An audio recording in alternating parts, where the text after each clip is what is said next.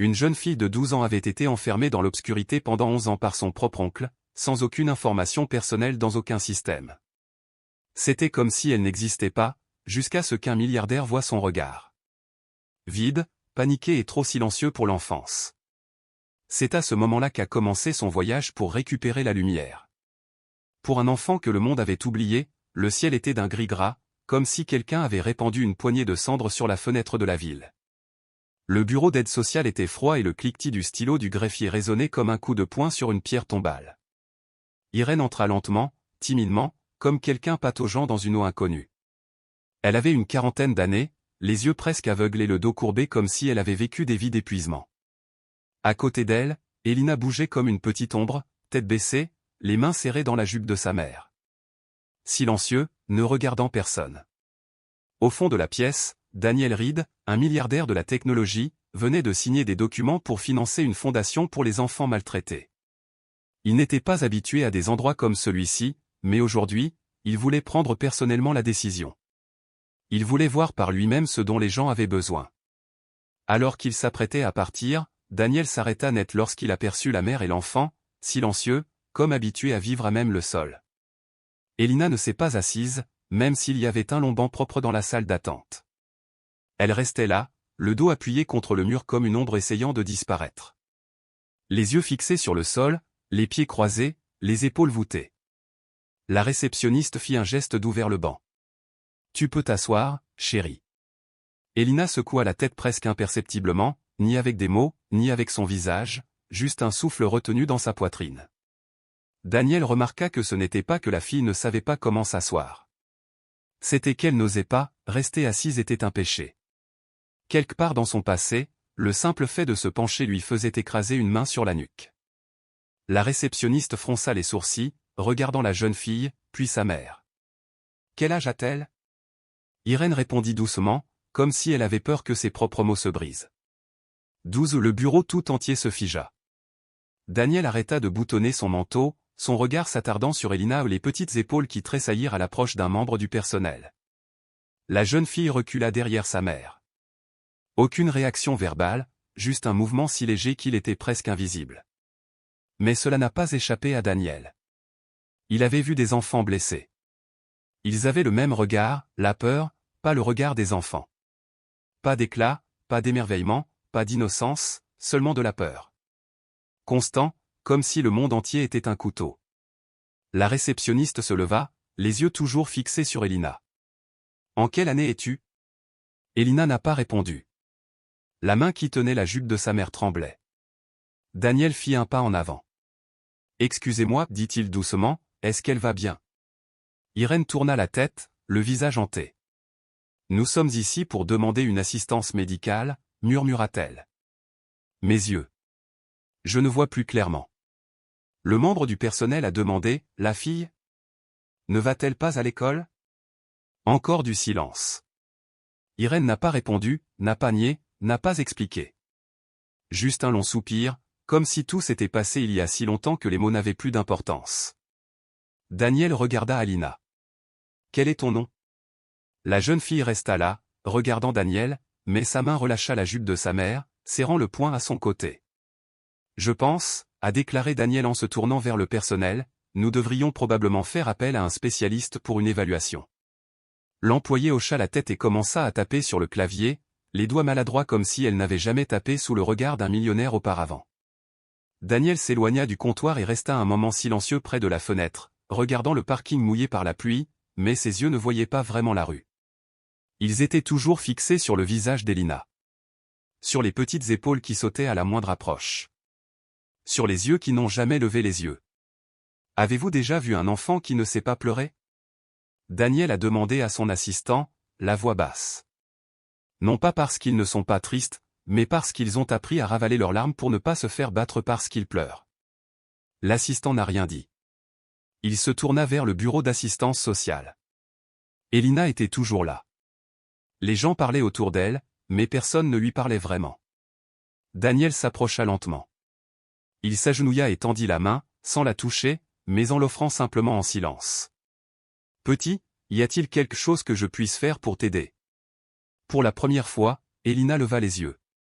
Ses yeux rencontrèrent les siens pendant un bref instant, puis se posèrent comme une porte claquée. Mais Daniel l'avait vu. Dans ses yeux, il n'y avait pas d'enfance, seulement l'obscurité et la peur enracinées dans sa chair. Daniel sortit une carte de visite et la plaça dans la main d'Irène.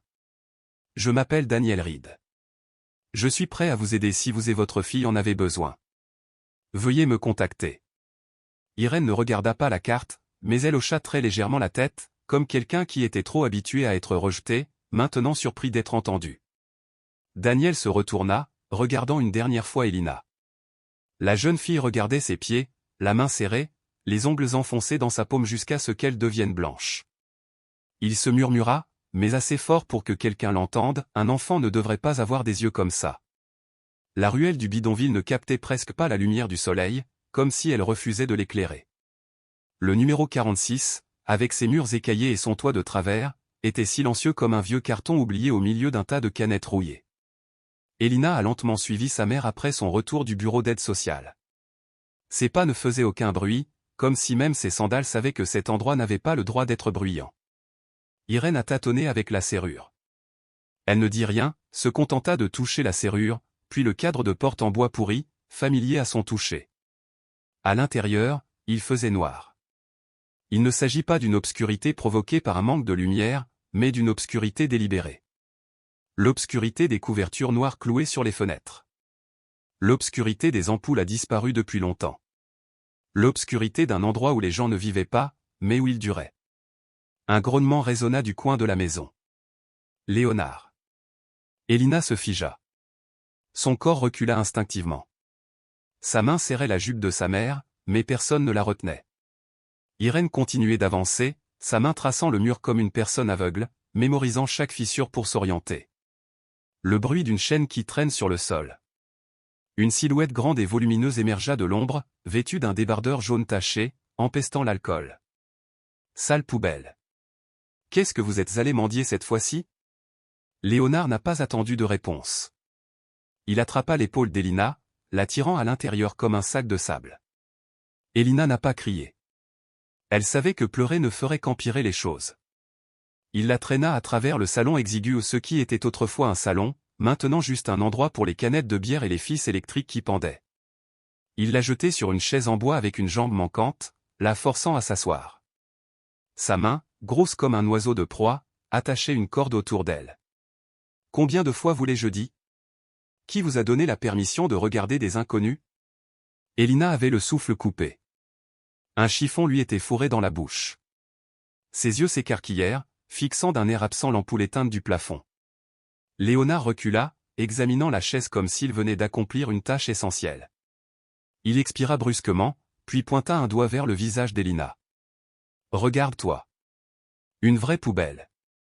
Né sans savoir parler, sans savoir baisser la tête, seulement bon à me donner mal à la tête. » Elina tremblait, les yeux écarquillés, mais elle ne pleurait pas. Elle n'a pas osé. « Combien de fois te l'ai-je dit? Ne lève pas la tête. N'ouvre pas la bouche. Ne respire pas comme si tu valais quelque chose. » Il se pencha plus près, sa voix plus douce, mais s'infiltrant dans chaque os. « Tu n'es pas humain. Tu es quelque chose que j'ai dû endurer tous les jours depuis la mort de ton père. Et ta mère était trop stupide pour te quitter. » Elina ferma les yeux, ne laissant pas couler les larmes parce qu'elle savait que les larmes le mettaient encore plus en colère. À ce moment-là, dehors, dans la cour, une voiture noire était garée à proximité. Daniel Reed n'était pas parti. Il ne savait pas pourquoi il les avait suivis tous les deux. Quelque chose n'allait pas.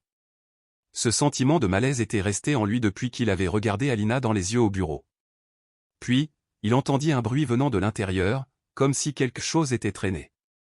Cela a été suivi par une voix masculine rauque jurant, un fracas et quelque chose tombant au sol. Daniel ouvrit la portière de la voiture et se dirigea rapidement vers la maison délabrée. En s'approchant, il constata que la porte n'était pas verrouillée. Il la poussa doucement et elle s'ouvrit. Il entra, seulement pour être figé par la scène qui se déroulait devant lui. La jeune fille était attachée à une chaise, un chiffon fourré dans la bouche. Ses yeux écarquillés étaient fixés, il n'était plus enfantin. Un homme se tenait devant elle, tenant toujours la corde avec laquelle il venait de l'attacher. « Arrête !» cria Daniel. Léonard se tourna brusquement, surpris. « Qui diable es-tu ? » « Sortez !» cria-t-il en se précipitant en avant. D'un mouvement rapide, Léonard attrapa la poignée de porte et la tira fort. Il y eut un grand bruit lorsque la porte de la pièce se ferma devant Daniel, et le verrou s'enclencha. « J'ai appelé la police », dit Daniel en sortant son téléphone, ses yeux ne quittant jamais la jeune fille. « Ne touchez pas à cet enfant. » Léonard s'avança, mais Daniel ne recula pas. Il resta ferme, sans cligner des yeux. « Vous ne savez pas qui est cet enfant, n'est-ce pas ? Elle est sa mère vive de moi. Qui vous a donné la permission de vous mêler des affaires de ma famille ? » Léonard ricana. Daniel n'a pas répondu. Il appuya sur le bouton d'appel, sa voix étant claire pour l'opérateur. « Il y a un enfant qui est maltraité. Une aide urgente est nécessaire. » Léonard s'est mis à l'attaque, mais Daniel a jeté son portefeuille par terre. « Tu veux de l'argent ? Prends tout. Mais ne touche plus à cette fille. » À ce moment-là, Elina entendit tout ce que Daniel disait. Elle releva lentement la tête et regarda vers la porte. Mais dans ce regard se trouvait un appel désespéré. C'était l'obscurité qu'elle avait appris à connaître, qui l'enveloppait désormais comme un cocon fermé, une confession tacite de son silence. Irène se tenait silencieusement à la porte de la pièce voisine. Elle ne voyait rien, mais elle entendait. Elle entendit des pas précipités, le serrage de la corde et les cris de l'homme. Elle resserra sa prise sur sa jupe mais ne sortit pas. Daniel ne quittait pas des yeux la porte qui venait de se refermer. Il frappa à nouveau dessus, la voix tendue. « Vous détenez une enfant prisonnière. Je ne lâcherai pas ça. Je l'élève. Je suis son tuteur légal. Qu'est-ce que ça te fait ? » rétorqua Léonard, mais la voix de Daniel resta ferme. « L'élever ? L'attacher à une chaise, c'est l'élever ? Lui mettre un chiffon dans la bouche, c'est prendre soin d'elle ? » Léonard ricana à nouveau, un sourire tordu sur le visage. « Vous ne savez rien. Elle n'est pas comme les enfants normaux. Elle est muette. Elle est malade. Ne vous mêlez pas des affaires des autres. » Daniel fit un pas en avant, les mains serrées sur les côtés. « Elle n'est pas malade. C'est une enfant. Une enfant torturée chaque jour par vous. » Léonard rugit, « Je lui apprends. Personne d'autre ne peut la supporter. Personne d'autre ne veut d'elle. Même sa mère n'ose pas dire un mot. » Daniel a répliqué, « Personne ne veut d'elle parce que des gens comme vous leur font croire qu'elle ne mérite pas de vivre comme un être humain. » Léonard chassa rapidement Daniel, puis verrouilla la porte derrière lui. Daniel se tenait debout, regardant la vieille maison délabrée. Aujourd'hui, il sauverait la jeune fille de cet enfer à tout prix. 6 minutes seulement après l'appel de Daniel, la police est arrivée. Le bruit des voitures de police résonnait dans la ruelle, leurs feux clignotant rouge et bleu traversant la brume. Léonard leva la tête, plissant les yeux. Il se précipita vers la fenêtre, tirant le rideau gris poussiéreux. Dehors, 2 officiers descendaient de leur voiture, avec des mouvements assurés, comme ceux qui portent le pouvoir et la justice. Léonard grogna entre ses dents, animal paniqué dont le nid venait d'être découvert. « Bon sang » marmonna-t-il en baissant le rideau. Il se tourna brusquement vers la pièce où Elina était attachée, ses yeux remplis de quelque chose de plus sombre que les ombres de la pièce. Un grand coup retentit sur la porte d'entrée en bois. Léonard l'ouvrit avec le même comportement agressif d'une bête provoquée. « Qu'est-ce que tu fous ici ? As-tu un mandat ? » L'un des agents a brandi son insigne. « Nous avons le droit de mener une enquête d'urgence sur la base d'un signalement de maltraitance sur enfant. Il n'y a personne qui est maltraité ici. Vous êtes fous. »« Sortez » rétorqua Léonard en essayant de claquer la porte. Mais un autre officier l'a bloqué. En un instant, Léonard se précipita pour tenter de frapper, mais les policiers étaient prêts. Ils l'ont maîtrisé en quelques secondes. Il a continué à crier, jurant avec tous les mots sales imaginables. Irène était assise immobile sur le canapé, silencieuse, sans pleurs, comme un vieux meuble. Ses yeux ne se concentraient sur personne. Elle était simplement assise là, comme elle l'avait fait pendant des années. Daniel est resté dehors, ne voulant pas qu'Elina soit témoin d'autres scènes qui pourraient la traumatiser davantage, mais ses yeux sont restés rivés sur les policiers. Ils se dirigèrent vers l'arrière de la maison. « J'ai trouvé une pièce fermée à clé », a crié un officier. Le bruit d'une chaîne qui se déverrouilla résonna dans l'air. La porte en bois s'ouvrit en grinçant. L'odeur de moisissure et de dépression les frappa comme une gifle. À l'intérieur, il n'y avait ni lumière, ni fenêtre. Un matelas moisi gisait, taché de taches noires, comme du sang séché. Contre le mur, une corde était attachée, ses marques encore imprimées sur le sol. Pas de jouets, pas de photos, aucun signe d'enfance, juste un endroit où le silence s'épanouit. Elina a été emmenée hors de la maison, enveloppée dans une fine couverture. Elle n'a pas pleuré, n'a pas crié, n'a pas résisté. Elle n'a pas demandé où elle allait.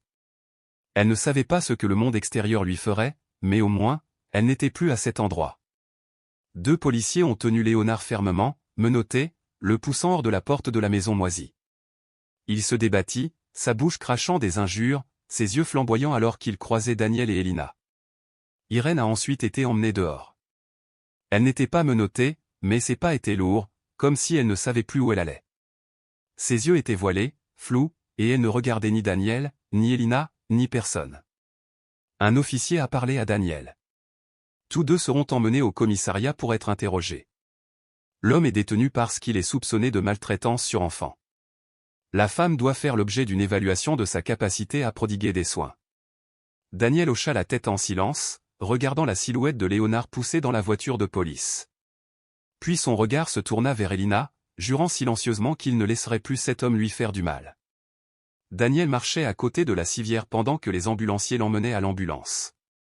Le vent de la nuit soufflait, faisant légèrement frissonner ses épaules, mais ses yeux ne quittaient jamais la jeune fille.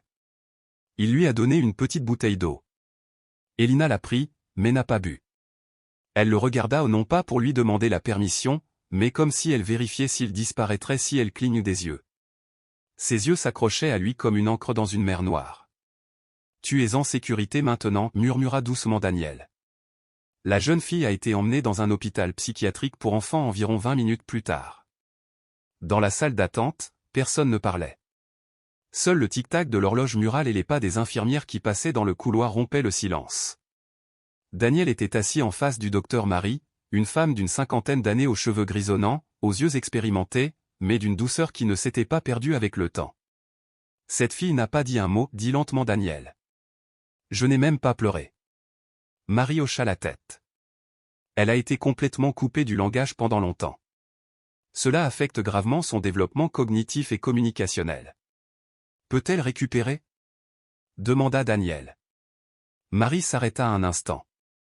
Nous ne savons pas si elle pourra se rétablir complètement, mais s'il y a encore de l'espoir, cela doit commencer par la connexion. Daniel regarda à travers la vitre où Elina était en train d'être changée. Son corps était mince, son dos couvert de taches rouges qui semblaient n'avoir jamais guéri. Il a parlé de manière décisive, je financerai l'ensemble du processus de traitement. Marie sourit. Ce dont elle a besoin, ce n'est pas d'argent, mais de quelqu'un qui ne l'abandonnera pas à mi-chemin. Lorsqu'Elina a été emmenée à l'unité d'hospitalisation, Daniel l'a attendue au bout du couloir.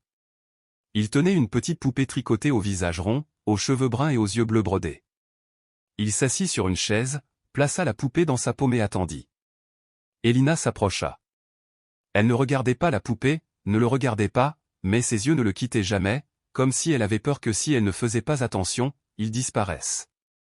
Daniel lui offrit la poupée. Ça s'appelle Mia. Elle ne sait pas parler, mais elle aime qu'on la serre dans ses bras. Elina regarda la poupée pendant un long moment. Après 1 minute, puis 2, une petite main tremblante se tendit lentement. Elle toucha la poupée et la tint contre sa poitrine. Daniel poussa un soupir de soulagement. C'était comme s'il venait de traverser la première tempête. Nous venons d'ouvrir une petite porte, pensa-t-il. Les enfants restent souvent silencieux parce qu'ils n'ont personne pour les écouter. Mais aujourd'hui, pour la première fois de sa vie, Elina a tendu la main et personne ne s'est éloigné. La salle de réunion du petit commissariat avait des murs recouverts de peinture gris délavée. Le ventilateur du plafond tournait lentement, produisant un bruit régulier et inquiétant, comme le souffle las d'une justice alourdie. Daniel était assis en face du chef de la police à Monde, un homme d'une 50aine d'années avec une barbe de 3 jours grisonnante et un visage buriné, mais un visage qui ne pouvait cacher sa tension. Sur la table se trouvait un épais dossier qui venait d'être ouvert. La première phrase coupa le souffle de Daniel. Dossier personnel. Elina Carson. Hammond montra une vieille photo de famille. Le nom de la fille est Elina. Elle est la fille biologique d'Andrew Carson, le frère de Léonard. Daniel fronça les sourcils. Alors Léonard est son oncle. Oui. Après la mort d'Andrew dans l'incendie d'une maison en 2014, Irene et Elina ont emménagé temporairement avec Léonard. Mais comme la santé d'Irene n'était pas bonne, Léonard est devenu le tuteur officiel d'eux. Daniel jeta un coup d'œil au coin de la table, où se trouvait une copie d'un acte de décès, son cachet taché. Cause du décès, grave brûlure due à un incendie. Daniel feuilleta la dernière page du récent dossier médical d'Elina.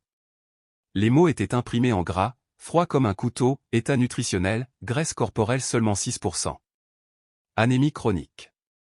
La colonne vertébrale présente des signes de courbure anormale, soupçonnés d'être dus à une mauvaise posture prolongée. Il s'arrêta au milieu d'une phrase. Sa main se resserra sur le papier. Ce n'était pas seulement un dossier médical. C'était une preuve de destruction. Silencieux, prolongé et délibéré.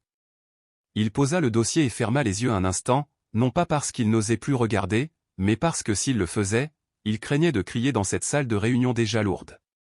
Le chef Hammond est passé à la page suivante. Voici une déclaration d'un voisin. Voulez-vous l'entendre? Daniel hocha la tête. Un enregistrement a été diffusé. La voix d'une femme âgée résonna. Apparemment, un voisin. Nous n'avons jamais vu la fille aller à l'école. Une fois, j'ai demandé, et monsieur Léonard a dit, elle est malade. Mais quel genre de maladie oblige à être attaché à une chaise toute la journée? Je ne comprends pas. Pendant des années, cette fille était comme un fantôme. Personne ne savait même si elle était là ou pas. Daniel serra le poing sous la table. Hammond a fermé le dossier. La jeune fille n'a pas d'acte de naissance, pas d'éducation, pas de carnet de vaccination. Dans le système administratif, Elina Carson n'a jamais existé. L'atmosphère dans la pièce s'est effondrée. Daniel se pencha légèrement en arrière sur sa chaise, les yeux voilés. Un être humain. Pas de nom, pas d'âge, pas d'histoire, juste une ombre oubliée. Et Irène? Demanda doucement Daniel. Hammond lui tendit une transcription. Elle est détenue pour interrogatoire, mais elle est presque complètement aveugle et dépend entièrement de Léonard depuis des années. Elle est aussi une victime. Un clip a été diffusé. Irène était assise dans la salle d'interrogatoire, ses mains fines tremblantes, son visage ne montrant aucun soutien. Sa voix s'est interrompue au milieu. Je ne vois rien. Léonard a dit qu'elle était maudite. Il a dit qu'elle était un fardeau. Je ne sais pas quoi faire. Je ne sais pas quoi faire. Elle fondit en larmes silencieusement, juste des sanglots brisés lui échappaient. La scène fit détourner Daniel. Et Léonard? Il a demandé. Hammond soupira, l'air vaincu. Il est détenu depuis 48 heures, mais comme il n'y a aucune preuve claire, pas de clip vidéo, aucun témoin direct qu'il a vu poser la main sur la jeune fille, il pourrait être libéré. Daniel leva la tête, son incrédulité évidente. Quoi? Hammond a répondu rapidement, nous faisons de notre mieux, mais la loi est la loi. Les blessures d'Alina, aussi graves soient-elles, ne suffisent pas à retenir Léonard s'il n'y a pas de preuves incriminantes claires sur qui les a causées. Daniel se leva. Le bruit de grattage de la chaise était discordant. Il ne parlait pas, se contentant de regarder le mur, où était accrochée une pancarte, protéger la justice, servir le peuple. Il pensait à la justice pour un enfant qui ne savait pas qui appeler père, qui n'osait appeler personne mère et n'osait pas émettre un son. Le chef de la police est resté silencieux. Daniel quitta la pièce et parcourut le couloir en direction du bureau du travailleur social. Là, une femme d'âge moyen feuilletait des papiers. Il s'est arrêté et a demandé, « Pouvez-vous me dire combien de personnes connaissaient Elina mais sont restées silencieuses ?» Elle a hésité, puis a répondu, « Nous n'avons aucune trace. » Personne ne l'a signalé et leur famille vivait assez isolée. Daniel eut un rire sec. Le silence tue lentement mais sûrement. Ce soir-là, il retourne à l'hôpital où Elina est sous observation particulière. Elle n'avait toujours pas parlé, mais elle avait commencé à manger un peu de bouillie liquide et restait assise quand quelqu'un lui toucha doucement l'épaule. Daniel regarda à travers la vitre et la vit tenir la poupée tricotée, Mia, près de sa poitrine, s'y accrochant comme un morceau d'un souvenir qu'elle n'avait jamais eu. Sa colère le brûlait. Mais plus que cela, il ressentait un appel profond, non pas être témoin de la tragédie, mais y mettre fin. Il se tourna vers le docteur Marie, la voix basse. Je ne veux pas qu'elle grandisse en pensant qu'elle est l'erreur de quelqu'un. Marie hocha la tête. Alors soyons les premiers à ne pas se taire. Mais avant cela, elle doit suivre un traitement psychologique. Daniel se tenait silencieusement devant la porte de la chambre d'hôpital, les poings serrés. Dans son esprit, il n'y avait qu'une chose, nous mettrons fin à cela pour toujours. La salle de thérapie faisait environ 10 mètres carrés, avec des murs blancs cassés, sans miroir et sans caméra. La lumière naturelle pénétrait par une petite fenêtre. Le sol était recouvert d'une moquette moelleuse et plusieurs chaises basses de différentes couleurs étaient éparpillées comme si elles attendaient que quelqu'un vienne s'asseoir. Elina était assise dans un coin de la pièce, tenant un crayon de couleur. Devant elle se trouvait une feuille de papier vierge, déjà tachée de quelques taches bleues et grises. Elle dessinait lentement, chaque trait hésitant, non pas parce qu'elle ne le connaissait pas, mais parce que chaque ligne contenait quelque chose de trop grand pour être exprimé avec des mots. Un cercle noir uni se trouvait au milieu. Tout autour, des lignes diagonales ressemblaient à des barres. À l'intérieur, une petite silhouette sans visage était blottie. À l'extérieur du cercle se trouvait une autre silhouette, grande, avec de longs bras grêles, une grande bouche, mais pas d'yeux. Le docteur Marie était assis en face d'elle, observant tranquillement, offrant plus de couleurs sans l'interrompre. Quand Elina s'est arrêtée, Marie a demandé « Est-ce votre chambre ?» Elina n'a pas hoché la tête ni secoué la tête. Elle rapprocha simplement le papier, dessinant une petite ombre à côté de la silhouette recroquevillée. L'ombre était celle de sa mère, sa main touchait le mur mais ne regardait pas à l'intérieur. « Et c'est ta mère ?» Elina a regardé le dessin pendant un moment, puis a placé son doigt sur les yeux de la mère sur la photo et a tracé 2 lignes horizontales entre eux, comme pour signifier ne pas voir. Marie a compris. « Tu ne blâmes pas ta mère, n'est-ce pas ?» Cette fois, la jeune fille secoua doucement la tête, comme si elle avait peur que même le vent l'entende. « C'est bien pour la première étape, » a déclaré Marie. « Il ne faut pas avoir peur. On va s'y habituer petit à petit dans les jours qui suivent. » Elle fit à Elina un sourire rassurant avant de quitter la salle de thérapie. La fille avait simplement besoin de temps. Daniel venait chaque jour, comme le lever du soleil après une tempête. Pas de rendez-vous, pas d'heure fixe, mais chaque matin, la salle de thérapie résonnait de contes d'une douce voix masculine, remplie d'imitations de chats, de dragons et même de chants de baleines. Elina, aujourd'hui, j'ai raconté l'histoire d'une fille nommée Star.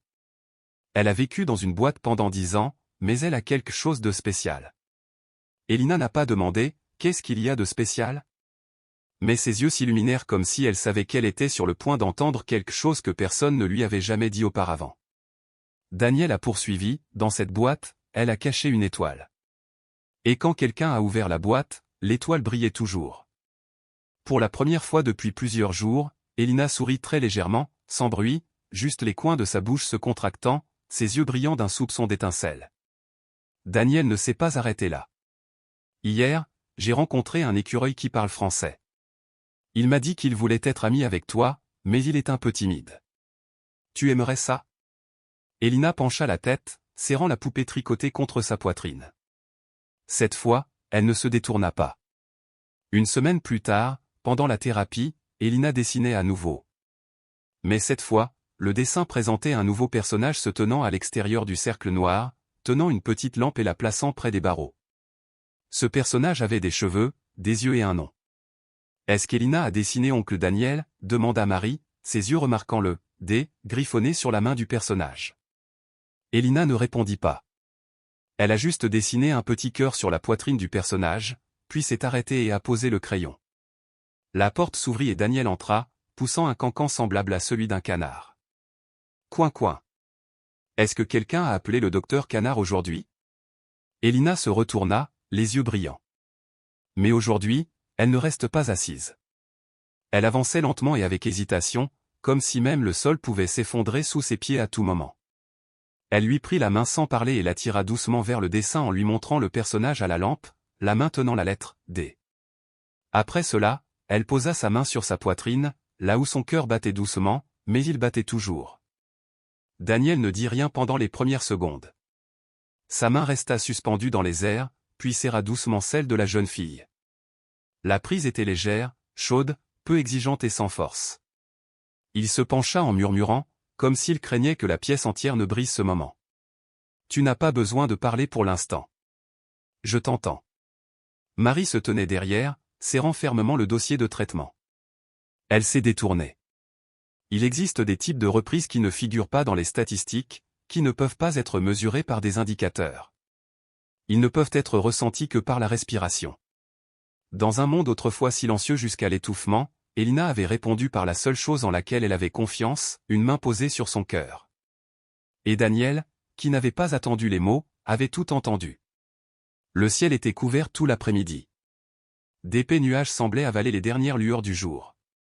La route qui ramenait à l'ancien quartier résidentiel était pleine de nids de poules, de fissures qui ressemblaient à des cicatrices non cicatrisées à la surface de la terre. Une vieille voiture grise s'est arrêtée à côté du numéro 46, l'endroit qui était autrefois la prison d'Elina. Léonard sortit de la voiture. Sa démarche était instable, mais ses yeux étaient perçants. Il n'avait emporté aucun bagage, seulement un couteau pliant caché dans la poche de son manteau et une haine inébranlable. Il regarda autour de lui. La zone était déserte. Les gens ne posaient pas de questions lorsqu'ils voyaient quelqu'un revenir de l'enfer. Tout le monde le savait, mais personne ne voulait s'impliquer. Un vieux voisin se tenait silencieusement sur son porche, une cigarette à la main. Lorsque Léonard jeta un coup d'œil, le voisin secoua légèrement la tête, puis entra en fermant hermétiquement la porte.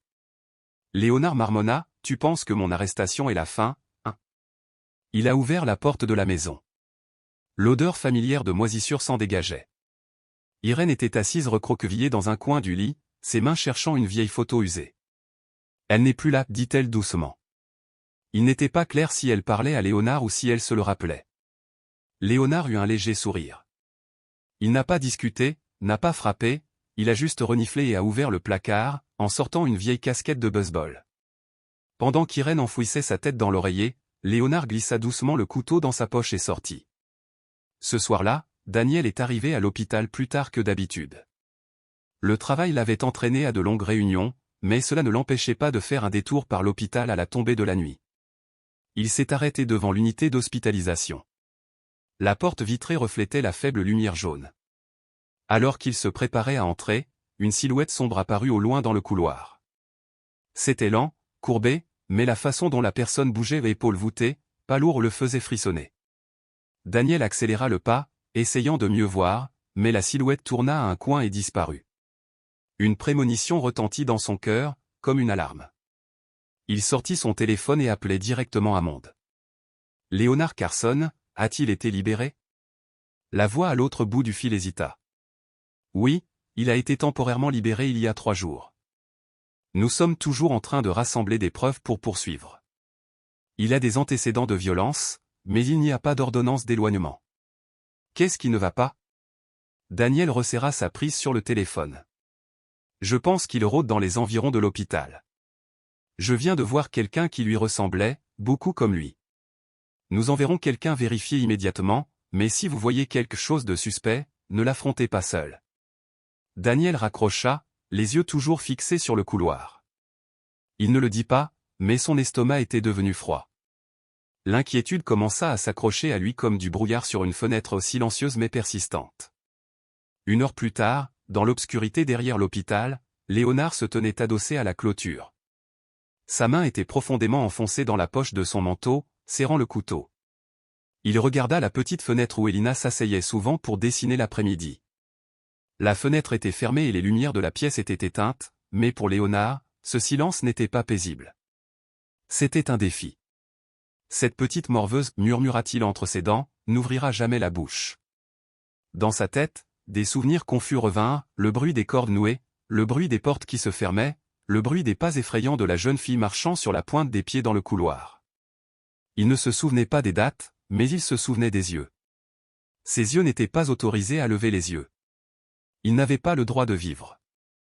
Il sourit, comme quelqu'un qui venait de trouver l'entrée d'un enfer familier. « Je suis là », marmonna-t-il, sous la lumière éparse de la cour de l'hôpital. L'ombre de Léonard se fondait dans la nuit comme un aspect ancien d'un crime jamais puni. Cette fois, il ne s'est pas tu. Il est venu pour y mettre fin. Il était presque minuit lorsque le couloir de l'hôpital était silencieux, comme si tous les sons avaient été aspirés par les murs blancs. Les faibles lumières du plafond brillaient sur le carrelage froid, étirant les ombres du personnel de service comme les fantômes silencieux d'une douleur non guérie.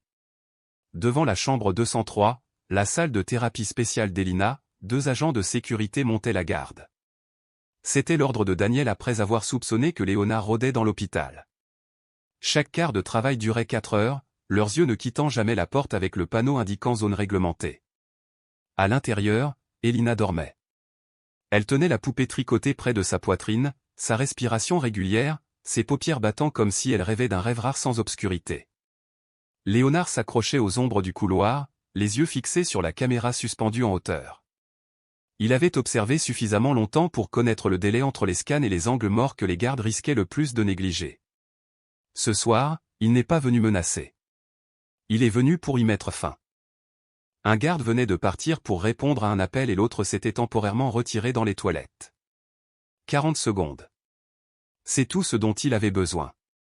Léonard se dirigea vers la porte. Il a sorti une carte clé volée à un ancien employé, la plaçant entre 2 couches de son manteau. Bip. La porte s'ouvrit avec un déclic. Elena se réveilla en sursaut. Dans l'obscurité, elle aperçut une silhouette imminente dans l'embrasure de la porte. C'était ce sentiment, celui qui transperçait toutes les couches de guérison qu'elle avait essayé de recoudre ces dernières semaines. Léonard se tenait au pied du lit. Ses yeux étaient sauvages, comme ceux d'une bête. Sa bouche était serrée, sifflant chaque mot entre ses dents. Espèce de petit. Tu pensais pouvoir t'échapper, hein? Elena tremblait, ses mains se resserraient autour de la poupée, mais il était trop tard. Léonard s'avança, lui attrapant l'épaule. Il se pencha plus près, son haleine fétide sur son visage, son autre main passant derrière sa tête pour attraper ses cheveux. J'ai dit, ricana-t-il, tu devrais te taire pour toujours. Au moment où il levait la main pour frapper, la porte s'ouvrit brusquement. Daniel s'est présenté avec 2 policiers. Main sur la tête, maintenant. Léonard se tourna brusquement, mais avant qu'il puisse réagir, les 2 policiers se jetèrent sur lui, le plaquant au sol et le menottant dans le dos. Tu n'as aucun droit. C'est ma famille. Je suis son tuteur. Cria Léonard, la voix pleine de venin. Daniel ne dit rien. Il s'avança, se tenant entre Elena et Léonard, comme un mur inébranlable. Alors que Léonard était relevé, il tourna la tête, ses yeux flamboyants comme des braises mourantes s'enflammant une dernière fois. Tu penses que tu peux la sauver, hein? Il a craché. La voix de Daniel était douce mais ferme, chaque mot étant comme un clou enfoncé. Je ne pense pas que je le sois. L'air s'est figé pendant 3 secondes. Puis Léonard fut emmené, la bouche toujours sifflante de haine. Elena était assise sur le lit, immobile. Elle n'avait pas pleuré, ni crié, mais dans ses yeux, quelque chose venait de se briser. Non pas par peur, mais parce que pour la première fois, elle n'était pas abandonnée. Daniel se retourna. Il s'avança lentement, s'agenouillant devant elle, sans la toucher, sans la forcer à parler. Mais Elena, pour la première fois, tendit la main et prit la sienne petite et froide, mais la serrant fermement. Puis ses lèvres remuèrent légèrement, sans bruit, mais très clairement. 2 mots, lentement. Il a fallu près de 10 ans pour le prononcer. Daniel retint son souffle, observant attentivement ses lèvres. Il hocha la tête. Je sais. À ce moment, qui aurait dû être plein de peur, Elena avait parlé non pas avec des mots, mais avec ses mains, ses yeux et ses lèvres en mouvement. Quelque chose qu'elle avait cru ne jamais pouvoir dire.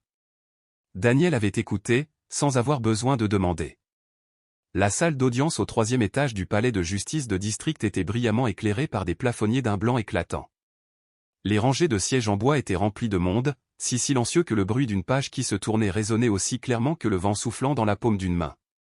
Elena était assise au premier rang parmi des inconnus. À sa gauche se trouvait le docteur Marie. À sa droite se trouvait Daniel, la seule personne en qui elle avait confiance quand il n'y avait personne d'autre sur qui s'appuyer. Elle ne regarda pas Léonard, ni le banc du juge. Sa main se resserra sur le petit panneau posé sur ses genoux, pas encore levé, mais les mots étaient déjà écrits. Au cours des 4 dernières semaines, tout le pays a appris son nom, une jeune fille enfermée dans le noir pendant près de 10 ans, sans papier, sans voix, sans droits humains. Un homme, son oncle, accusé d'emprisonnement et d'abus, comme s'il sortait d'une histoire d'horreur. La télévision a rapporté les détails et les informations en ligne ont diffusé la moindre information, mais personne ne connaissait le véritable regard de cette fille, à l'exception de Daniel. Le procès était présidé par une femme juge sévère, à la voix claire et décisive. Léonard était assis en face d'elle, arborant toujours une façade calme, une chemise blanche, des cheveux soigneusement peignés, mais ses yeux ne pouvaient cacher la férocité qui s'y cachait. Son avocat a argumenté faiblement, mon client n'avait aucune intention de maltraiter. Il voulait seulement isoler l'enfant en raison de son état psychologique particulier. Daniel s'est avancé à la barre des témoins. Pas de notes en main, pas besoin de préparation. Chaque mot qu'il prononçait était une vérité vivante gravée dans son cœur. J'ai été la première personne à voir Elena à l'extérieur de la cellule de prison appelée chambre. J'ai vu qu'elle ne parlait pas, ne pleurait pas, ne bougeait pas, de peur que le simple fait d'émettre un son ne la fasse battre. La salle d'audience entière retenait son souffle. Je suis aussi celui qui a vu Leonard Carson entrer par effraction dans la salle de soins, attraper les cheveux de la jeune fille, avec l'intention de frapper, alors qu'Elena venait tout juste d'apprendre à sourire à nouveau après de nombreuses années. Une vidéo d'un voisin a été diffusée. L'image était floue, mais il était clair que Léonard jurait devant la porte de la maison, sa voix entrecoupée de phrases comme « Elle est un fardeau. Elle n'aurait pas dû naître ». Viennent ensuite des photos de scènes de crime, des cordes, un matelas moisi, une pièce sans fenêtre. Enfin, le rapport médical. Grave traumatisme psychologique. Signe de malnutrition prolongée, ecchymose ancienne et nouvelle sur le dos, les bras et le cou. Le docteur Marie a été invité à prendre la parole. Elena ne parle peut-être pas avec sa bouche, mais chaque cicatrice sur son corps et dans son cerveau est une preuve plus éloquente que n'importe quel témoignage. Léonard a nié, je n'ai rien fait de mal. J'essayais juste de l'élever. L'enfant est malade. Elle est muette depuis qu'elle est petite. Le juge n'a pas hésité. Vous avez le droit de garder le silence, mais le dossier dont nous sommes saisis n'est pas silencieux. En plus des preuves du passé, la police a également présenté des données recueillies la nuit où Léonard a tenté de s'introduire par effraction dans l'hôpital pour nuire à Elena. Un extrait vidéo d'une caméra de couloir a été diffusé sur grand écran. Une image claire de Léonard se faufilant sur un agent d'entretien, profitant du moment où l'ouvrier s'est détourné pour voler la clé de la chambre d'hospitalisation. L'officier enquêteur a poursuivi, lors de notre arrestation, nous avons trouvé un couteau pliant caché dans la poche gauche du manteau de M. Leonard Carson. L'arme a été confisquée et transférée à la salle d'épreuve. La salle d'audience est restée silencieuse pendant quelques secondes. Daniel était assis en bas, ses yeux ne quittant jamais Elena, qui lui tenait silencieusement la main. Non seulement il l'avait détruite dans le passé, mais il était également revenu avec un couteau dans l'intention de tuer la dernière chance de survie d'Elena. Après une heure de délibération, le verdict a été annoncé. Leonard Carson a été condamné à 25 ans de prison pour crimes de maltraitance aggravée sur enfant, d'emprisonnement illégal et de blessures intentionnelles. Personne n'a applaudi, mais l'atmosphère est devenue silencieuse. C'était comme si la pièce entière venait de pousser un soupir si long que tout le monde avait oublié quand ils avaient commencé à retenir leur souffle.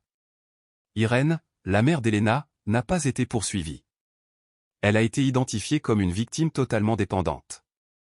Mais le tribunal a également déclaré qu'elle avait perdu sa tutelle légale parce qu'elle n'était pas compétente pour s'occuper d'elle. Daniel se leva. Il s'avança et prit la main d'Elena. La jeune fille s'est levée. Ses yeux ne clignèrent pas. Sa main trembla légèrement, mais elle leva quand même le panneau blanc. Les mots étaient écrits au feutre noir, les traits inégaux, mais personne ne pouvait se tromper, je n'ai plus peur. Tout le monde dans la salle s'est levé. Sans y être invité, ils ont commencé à applaudir. Légèrement d'abord, puis plus rapidement, non pas pour une victoire, mais pour une vie qui venait d'échapper aux ténèbres. Daniel se tourna vers le juge. Il a déposé une demande pour devenir le tuteur temporaire d'Elena. Le disque était là. La capacité financière a été prouvée. L'affection n'avait pas besoin de justification. La juge hocha la tête, ses yeux brillant d'un regard très différent de sa voix initialement sévère. Temporairement, M. Daniel Reed est nommé tuteur légal d'Elena Carson pendant la période de traitement et de stabilisation. Elena ne comprenait pas tous les termes, mais elle comprenait une chose. Sa main tenait toujours la sienne, ne la lâchant pas. La justice ne change pas le passé, mais elle confirme que la douleur était réelle, qu'un enfant autrefois oublié mérite de se retrouver dans la lumière. Et aujourd'hui, Elena était sortie sans un mot, mais assez fort pour que le monde entier l'entende. La nouvelle chambre d'Elena se trouvait au 2e étage du manoir de Daniel, la fenêtre ouvrant sur un jardin ensoleillé où les buissons de lavande se balançaient comme s'ils respiraient. Les couleurs des murs étaient douces, les rideaux de voile blanc flottaient au gré de la brise. L'espace était si paisible, c'était comme si le monde extérieur n'avait jamais entendu un cri. Elena était assise sur le tapis à côté du lit, tenant toujours sa poupée tricotée familière. La lumière traversait la fenêtre, dessinant de douces stries sur son visage. Ses cheveux étaient plus longs qu'avant. Ses joues étaient légèrement plus roses. Elle n'avait toujours pas parlé à voix haute, mais son expression n'était plus celle d'une enfant en fuite. Daniel entra avec une grande boîte. Il le posa sur la table en respirant doucement. Aujourd'hui, la poste vous a apporté 12 lettres, 3 livres pour enfants, 2 jouets et une paire de pantoufles tricotées roses, le tout à votre adresse. Elena n'a pas réagi immédiatement.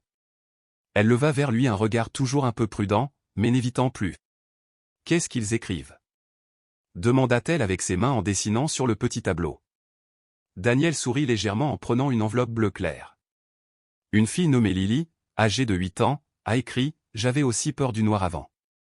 Mais quand quelqu'un me tient la main, ce n'est plus si effrayant. » Elena pencha la tête. Sa petite main serra légèrement la poupée. Daniel ouvrit une autre lettre et dit « Cher petit, je ne sais pas qui tu es, mais je crois que tu es très fort. Vis comme une lampe. Ne t'éteins plus. » Il leva les yeux, ses yeux rencontrant les siens directement. Beaucoup de gens veulent envoyer des cadeaux, envoyer des vœux, envoyer même de l'espoir, mais je ne veux qu'une chose. Elena cligna des yeux, ses joues légèrement rouges. Que veux-tu ? Elle a écrit au tableau. Daniel s'assit à côté d'elle, posant sa main sur sa poitrine gauche. Il sourit. Je n'ai besoin que d'une chose. Ton sourire. Silence. Le vent dans le jardin bruissait doucement, transportant le parfum de la lavande, et quelque chose d'aussi doux qu'un après-midi d'enfance volée, était maintenant revenu. Elena baissa la tête. Elle sortit un morceau de papier dessous son oreiller. Personne ne savait quand elle l'avait caché. Elle reposa le stylo, tremblante mais décisive. Les lettres n'étaient pas droites. L'encre n'était pas uniforme. Mais 3 mots sont apparus clairement, je te fais confiance. Daniel ne dit rien pendant quelques secondes. Sa main reposait sur son épaule. Très légèrement, mais sûrement, comme il avait toujours été là pour elle depuis le début, pas bruyant, pas précipité, aussi inébranlable que le sol sous ses pieds. Il se pencha et murmura doucement à l'oreille d'Elena, « Cette fois, personne ne te fera plus de mal. » Elena leva les yeux. Un sourire s'épanouit très légèrement, comme une fleur du début du printemps hésitant, mais incapable de se cacher. Ce n'est plus un sourire tordu de peur, mais un vrai sourire pour la première fois. Daniel savait que tout ce qui était mauvais ne pouvait pas être effacé immédiatement. Mais il savait aussi qu'avec ces 3 mots, Elena avait franchi la frontière du silence, entrant dans un monde où elle était vue, digne de confiance et aimée inconditionnellement. Parfois, une personne n'a besoin que d'une seule chance pour restaurer sa confiance. Elena l'avait dit, non pas avec des mots, mais avec confiance. Et Daniel, comme une petite lampe, avait gardé cette lumière toute sa vie. Une semaine s'était écoulée depuis qu'Elena avait officiellement emménagé dans le manoir. Tout avait changé pour le mieux. Comme d'habitude, un matin de week-end, Elena était assise sur le tapis sous l'arbre dans le jardin, tenant des crayons de couleur. Devant elle se trouvait une feuille de papier noir recouverte de stries jaunes, blanches et oranges. Pas de forme spécifique, juste des traînées de lumière se courbant comme si elle dansait. Elle dessinait ainsi tous les jours. Pas grand-chose, pas précipité, mais régulièrement. Daniel ne lui a pas demandé ce qu'elle dessinait. Il s'est juste assis à quelques pas, lisant des lettres publiques, jetant parfois un coup d'œil à la jeune fille. Lorsqu'un jour, Elena l'a arrêté, a posé sa main sur le tableau, puis a dessiné un rayon de lumière reliant le tableau à sa main, Daniel a compris. C'est ainsi qu'elle a dit, « J'apprends à ressentir la lumière. » Le docteur Marie venait souvent le matin. L'après-midi était consacré à l'orthophonie avec un spécialiste.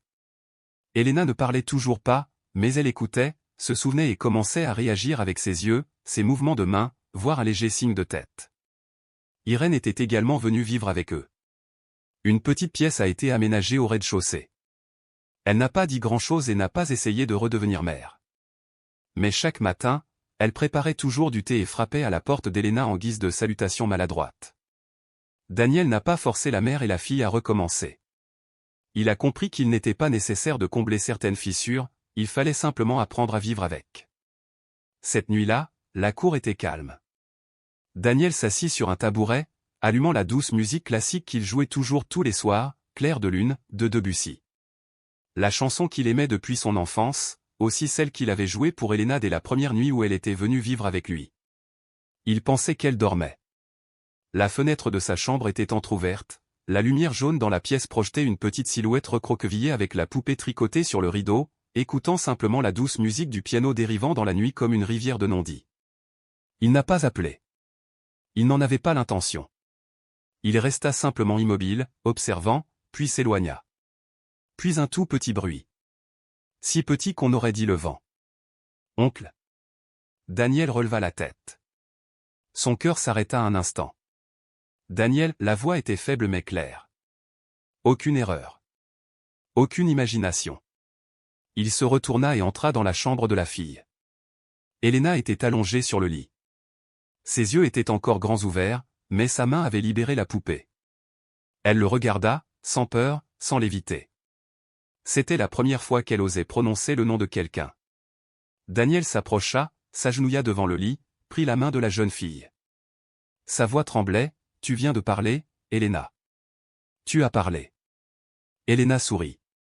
On ne savait pas si c'était parce qu'elle était elle-même surprise ou parce qu'il avait entendu, mais ce sourire adressé à Daniel était plus que n'importe quel miracle. Toutes les voix ne partent pas de la gorge. Certaines voix mettent toute une vie à être retrouvées.